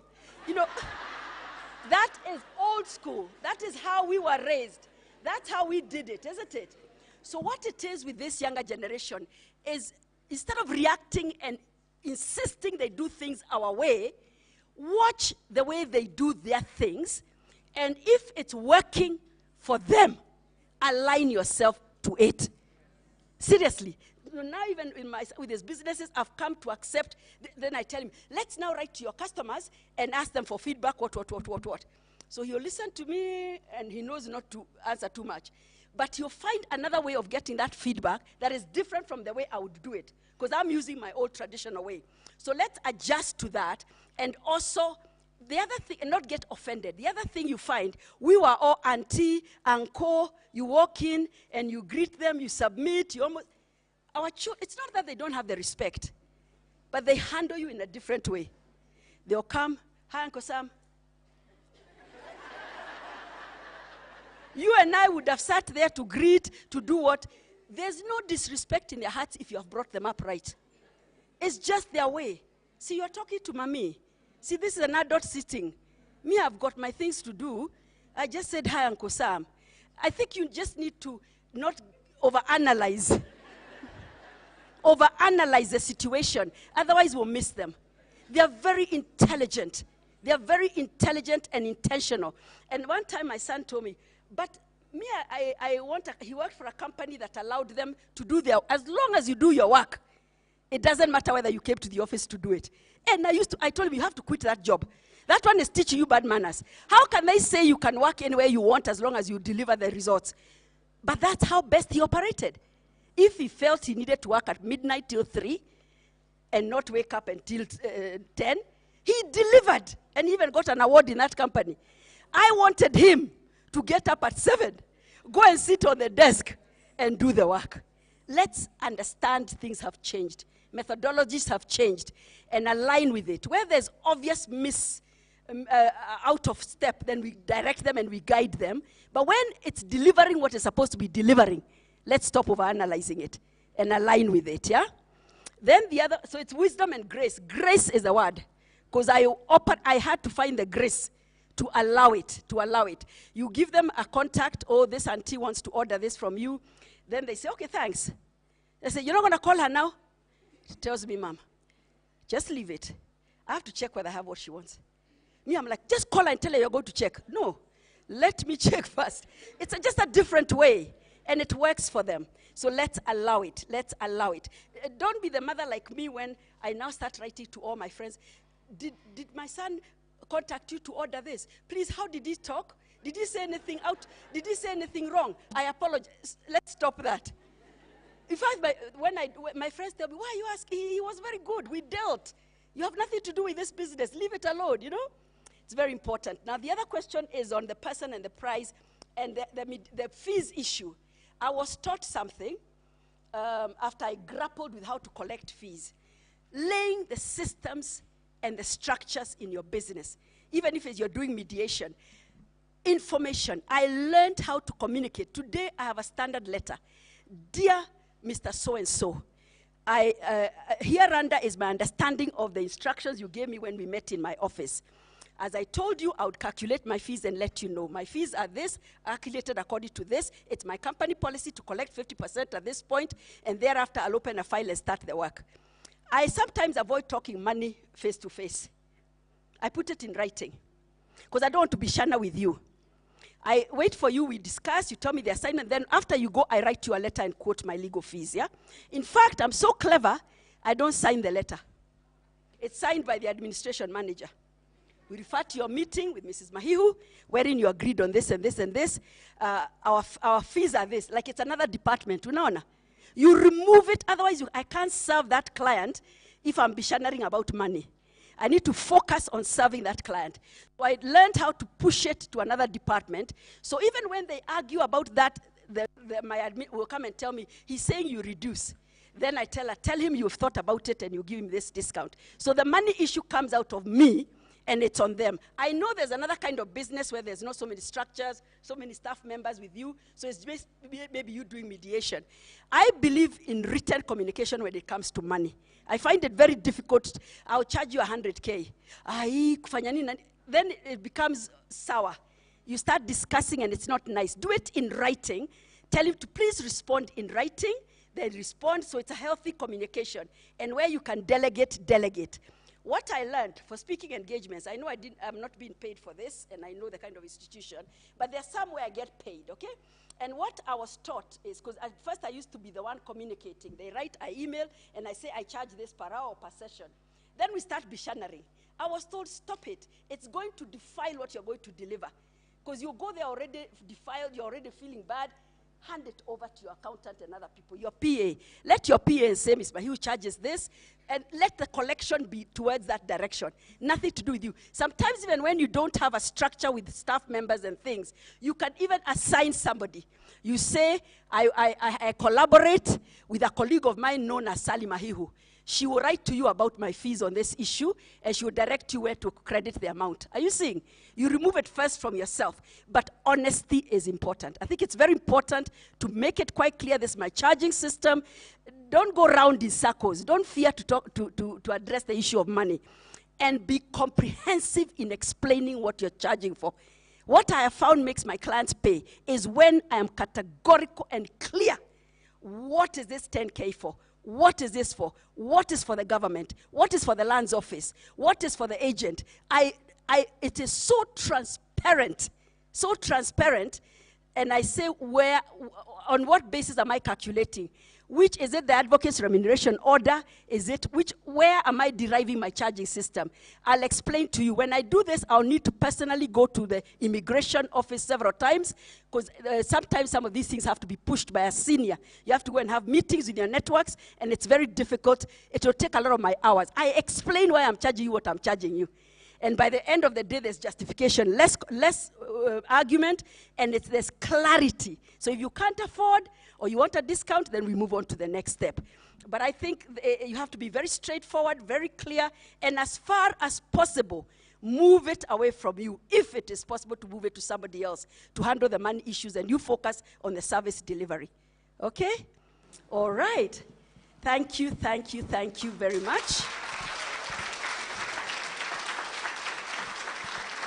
Don't leave just yet. Don't leave just yet. Now, what do I say after that? I say, wow. I've been thinking to myself, I love audiences made of ladies, because you guys go along with the speaker. When I say, yeah, yes. The only thing missing is amen. But you guys go along with the audience. It is our tradition to gift our speakers, and we'll have Professor Ruth Kiraka to give a small token of appreciation. You see how small it is? It's like, I think like a 15-inch TV. Or, I don't know what is inside here. But thank you so much. For me, the word of the day is harvest. I don't know whether that's the same for you. The word of the day is harvest. And it's a very African way of understanding business, right? It's easier for people to understand harvest and seeds and sow and all that. For our next session, I'll invite my co-MC, one who you've missed and looks amazing. She looks African. Ebu, give her a round of applause. Let me go. Ni ukweli nakapoa? Mko sure? Yeah. So after that powerful session by Sally, thank you so much. I feel empowered, and I'm going to harvest. I hope you're going to harvest. So now I'd like to go to our next session, our fourth panel. Our panel will be looking at empowering women through digital transformation in SMEs and social enterprises. So I'll kick off with the moderator, our very own Elisha Botuti. Elisha is... Sumalize tu. So Elisha Botuti, please come on stage. Elisha is our project manager at the Kenya Small Business Development Center, supporting women entrepreneurs across the region. So her focus is in Kenya, and she's committed to addressing socioeconomic inequality by SMEs, women and youth through capacity building programs on skills development and export readiness. I have to read this one. Her technical expertise in international economic law and extensive experience in trade digitization and project management across Africa, South Asia, and Middle East in the creative industry, sustainability, education sectors. Munasikia hadi I'm running out of breath. A round of applause for Krupa. Next on stage is Sally's friend, Washeke Ndwati. Please come on stage, Washeke. Washeke is the founder of Centonomy Limited. She founded Centonomy in 2009. She's also an author and an entrepreneurship coach. Washeke is driven by her passion for teaching people how to create wealth, and Centonomy, under her leadership, has been able to significantly change the lives of people in Eastern Africa. Sasa, Washeke is one of us. Washeke is an alumna, you know I had to do this, yeah? Of the Owner Manager Program at Strathmore University Business School. Another round of for Washeke. Next, I have Cynthia Karuri Kropak. Cynthia, welcome on stage. Cynthia is the Chief Enterprise Business Officer at Safaricom PLC. Cynthia is a global leader focused on harnessing wireless technologies and human capital to drive exceptional business results. A round of applause for her. Next is Dennis Okore. Dennis, karibu sana. Dennis is a private sector development practitioner and an ecosystem developer with comprehensive expertise in network establishment, community capacity enhancement, business model crafting, market entry strategies, and strategic partnership cultivation.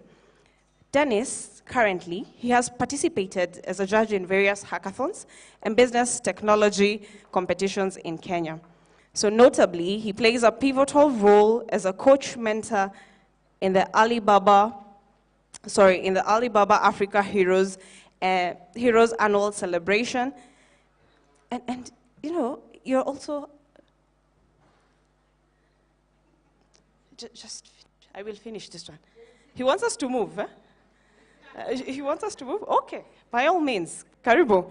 So he also proudly clinched the status of a finalist in the 2022 Siemens Health Innovation competition.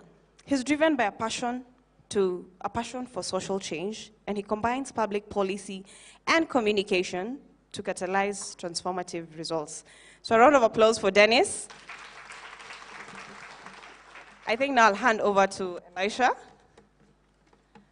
Charles, Mr. Oga, MC Oga, please help me. You see why it's good to have male allies? Yeah. All right. Good morning. Am I audible? Yes. All right, wonderful. So thank you so much, Juliet, for the wonderful introduction. Just because Sally went ahead and she mentioned that our generations, we go without coming with notebooks, I just carried my phones. And I hope it will go as I intended it to go to in this session. I would like to just set some ground rules, and I just brought my phones just to check on time. But I want to set some ground rules. My rule number one, I like gifting people. And today I have 3 gifts, okay? And these 3 gifts will have to be products from the Expo. You're getting my instructions until there? And the second condition is that those gifts have to be bought from the businesses that Kenya Small Business Development Center supports. Have you gotten that condition? So there are 3 gifts. They have to be bought from my MSMEs because I have to record economic impact. So it's better my money going down there.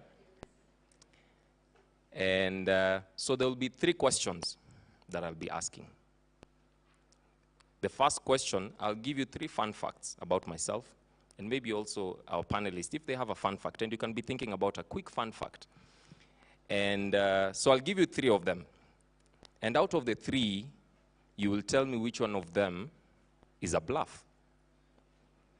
Which my second term of engagement is, I like sincerity. I like honesty.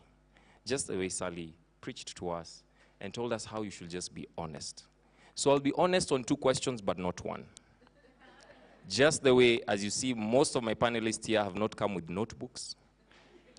They'll just speak from their hearts. But they came with their phones. Just again to check about time. That's pretty much about it. So honesty, sincerity, speaking from your hearts, and let's just have a chat. I'll throw in some not very hard questions to you, but just speak what you feel in your heart. So my 3 fun facts, so that we can start this engagement going. I come from a family of 5 sisters.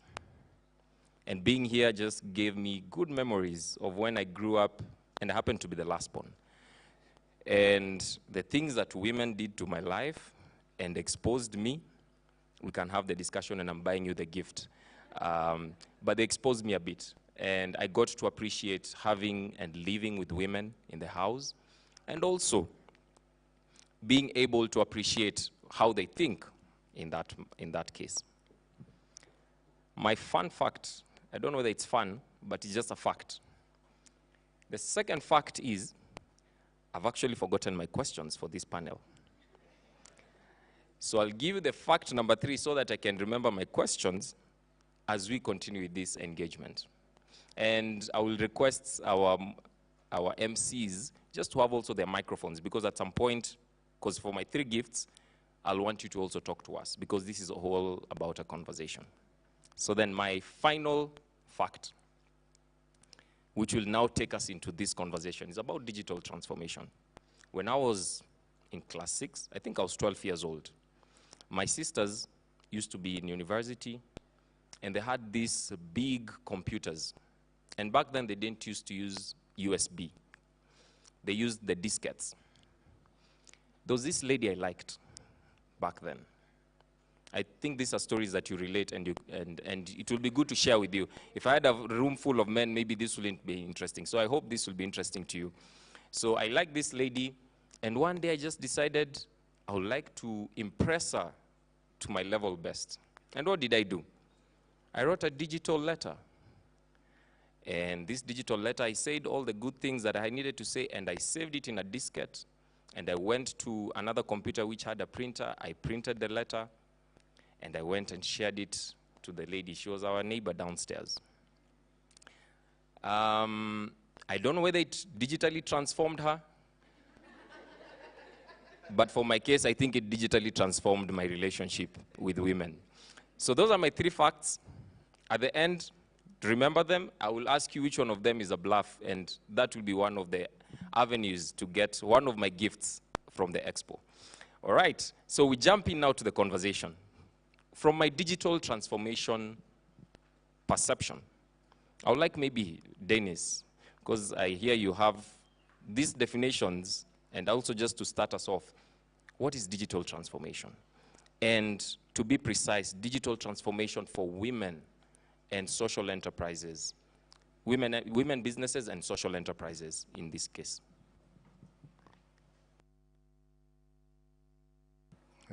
Good morning, everyone. Yeah, thank you so much for being here and for being intentional to come and be part of this great conversation. And I applaud our moderator for being very smart. Actually, I would have been better than him, but my tailor did what he did. So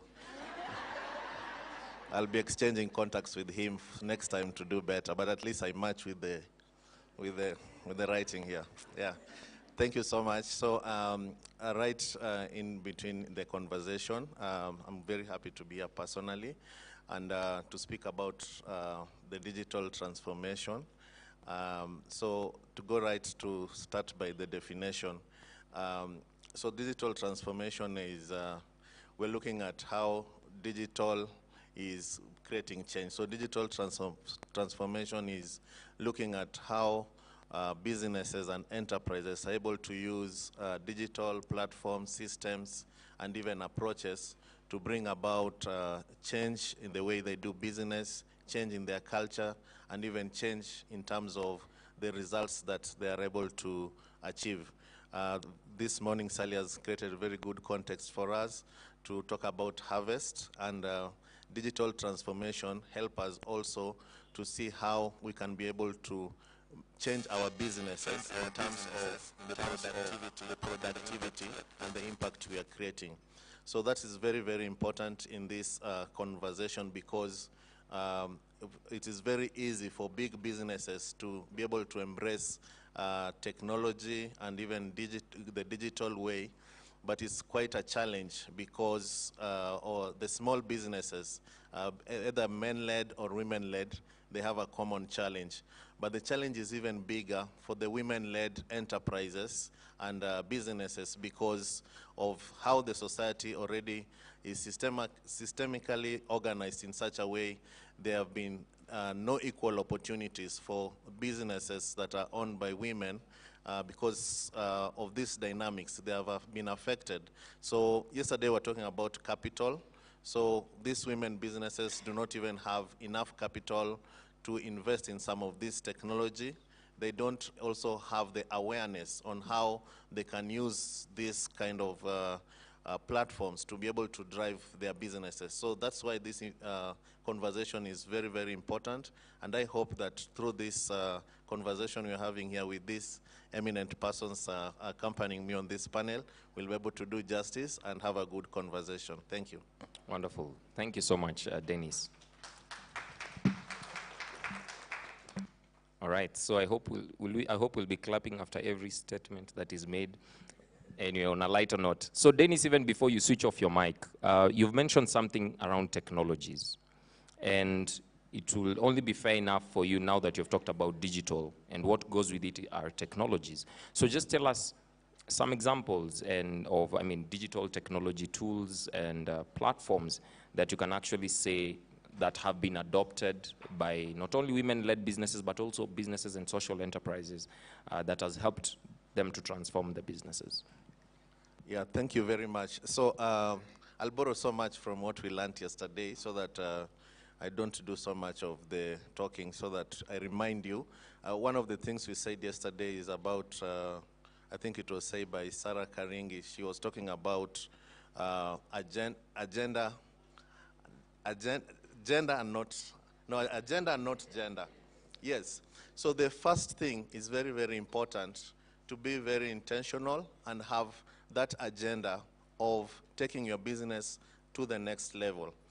There are very many technologies that you can use, but I wanted to answer that question from having an agenda of what exactly do you want to do.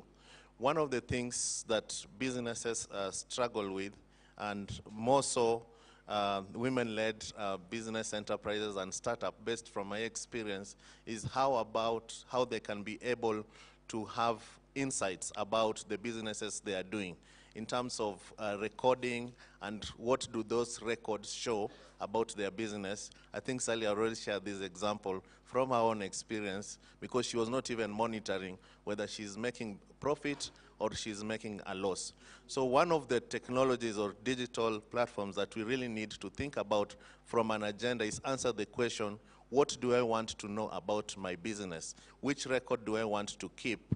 And do I want to know if I'm making money or I'm just helping people? That is the first thing. The second thing is undertaking research. And research here, you don't have to be a professor or a PhD holder. It's basically understanding your niche. She told us that you can be running your race, but it's not just about the race, it's also about your lane. If you are into supplying apparels, textiles,